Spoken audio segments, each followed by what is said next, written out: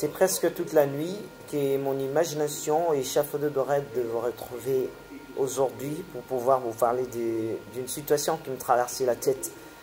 Bonne année à toutes et à tous. On ne dira pas une année de trop comme j'ai toujours l'habitude de le dire.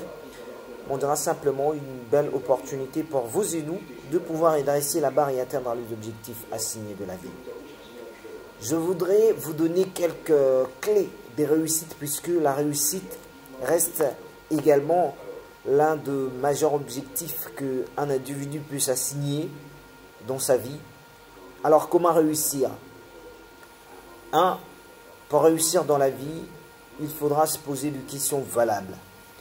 La plupart des gens ne réussissent pas parce qu'ils se mettent dans la posture de lamentation au lieu de se poser des questions valables dans la vie.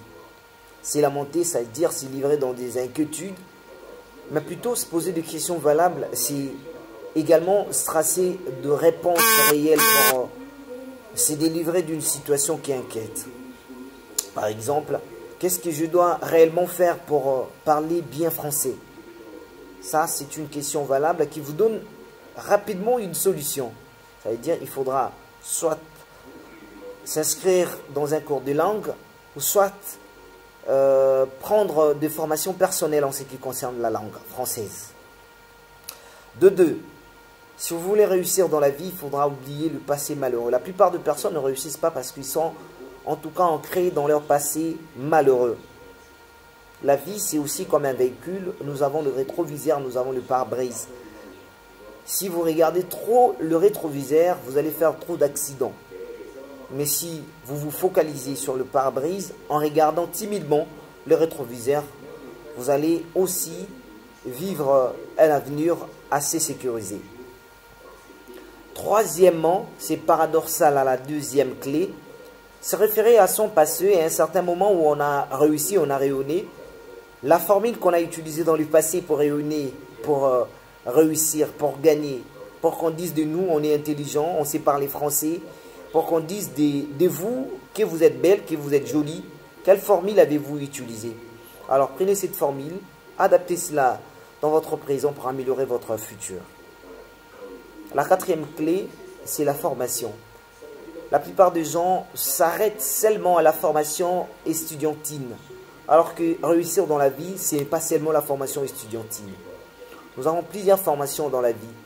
S'asseoir, parler, comment faire gestuelle pour en ce qui concerne le journaliste, ça s'apprend hors de l'université. Il faudra apprendre tous les jours comment manger à table, comment parler aux gens, comment être charismatique, comment être éloquent. Ça s'apprend. Et la formation n'est pas seulement en termes estudiantins. Cinquième clé, il faudra soigner votre environnement. Votre entourage a une grande influence sur votre réussite. Si vous voulez réussir, en tout cas, associez-vous aux gens à qui vous partagez le même talent, mais à qui vous partagez, excusez-moi, la même vision, mais vous avez des talents différents. Il y a des gens qui pensent que pour se marier dans la vie, il faudra être élégant. Il y en a qui pensent que pour se marier, il faudra prier.